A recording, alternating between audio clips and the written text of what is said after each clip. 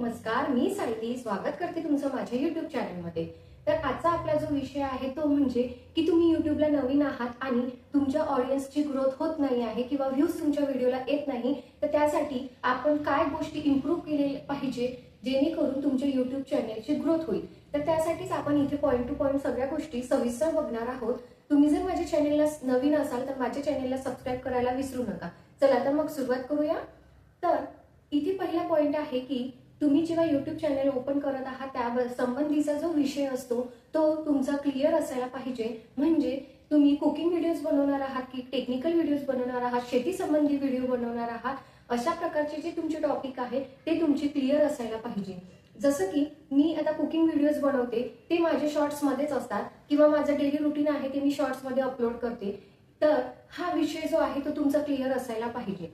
दुसरा पॉइंट म्हणजे जेव्हा आपण YouTube मध्ये कुठलीही गोष्ट सर्च करतो त्या सर्च बार मध्ये अशा काही गोष्टी आपण व्यवस्थित मांडता आल्या पाहिजे जेणेकरून कुठलाही ऑडियन्स जेव्हा काही सर्च करत असेल तर त्याच्यामध्ये YouTube जे आहे ते स्वतः तुमचा व्हिडिओ रिकमेंड करेल।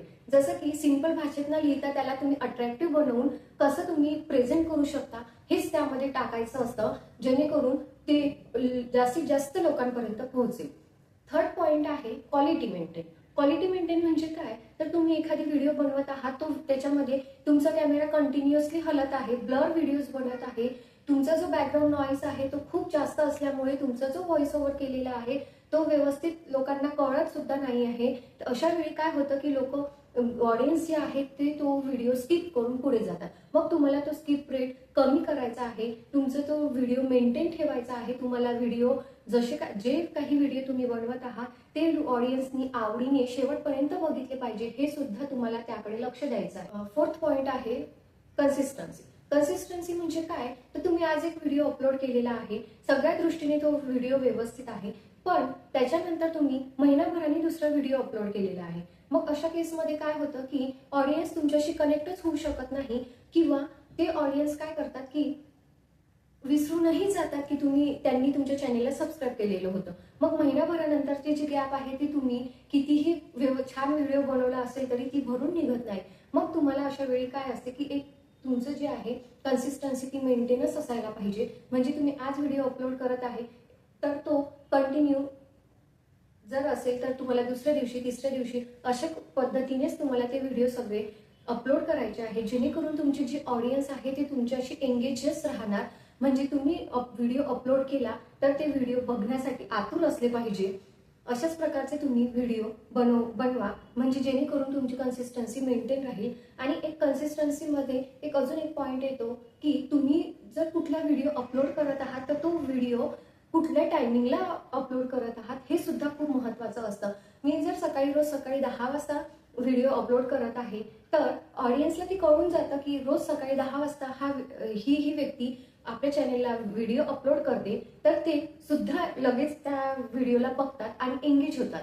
पण तुम्ही आज 10 वाजता टाकलाय, उद्या दुसऱ्या दिवशी 12 वाजता टाकत आहात, 7 वाजता टाकत आहात, हा जो टायमिंग आहे तो काय होतो की त्याच्यामध्ये ऑडियन्स विसरून जातात की आज तुमचा व्हिडिओ येणार आहे किंवा तुम्ही व्हिडिओ अपलोड केला असेल, याकडे ते लक्ष देत नाही। म्हणून तुमचा जो टाइम आहे त्याची सुद्धा कन्सिस्टन्सी तुम्हाला मेंटेन करणं खूप महत्त्वाचं असतं।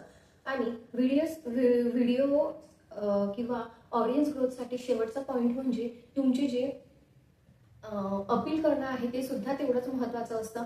तुम्ही माझ्या चॅनेलला सबस्क्राईब करा, लाईक करा किंवा जास्तीत जास्त हे व्हिडिओ शेअर करा, हे पटवून देणं सुद्धा तेवढं ऑडियन्सला गरजेचं असतं। म्हणूनच मी हा सगळा व्हिडिओ जो आहे तो तुमच्यासाठी बनवलेला आहे जेणेकरून तुमचा ऑडियन्स ग्रोथ आहे हा खूप चांगला असेल। एंगेजमेंट हा सुद्धा खूप महत्त्वाचा असतो, कारण एखादी तुम्ही डेली लाईफची व्हिडिओ दाखवत आहात, रोज तुम्ही सकाळी उठता, चहा पिता, जेवण करता, हेच जर तुम्ही रोज दाखवत राहणार तर लोक त्याच्याशी एंगेज होत नाही किंवा लोकांना ते बघायलाही आवडणार नाही। मग तुम्ही डेली रुटीनमध्ये नवीन काय केलं आहे ते बघायला जास्त लोकांना चांगलं वाटेल। त्यासाठी तुम्ही लोकांना किती एंगेज करता हे सुद्धा महत्त्वाचं आहे तुमच्या कंटेंटवरून। तर असा होता आजचा व्हिडिओ, तुम्हाला कसा वाटला नक्की मला कमेंट करून सांगा। तुमच्यासाठी हा या ज्या गोष्टी मी सांगितलेल्या आहेत त्या महत्त्वाच्या ठरणार आहेत का हे पण मला नक्की कमेंट करून सांगा। आणि तुम्हाला जर माझा हा व्हिडिओ आवडला असेल तर एक लाईक द्यायला विसरू नका। थँक्यू।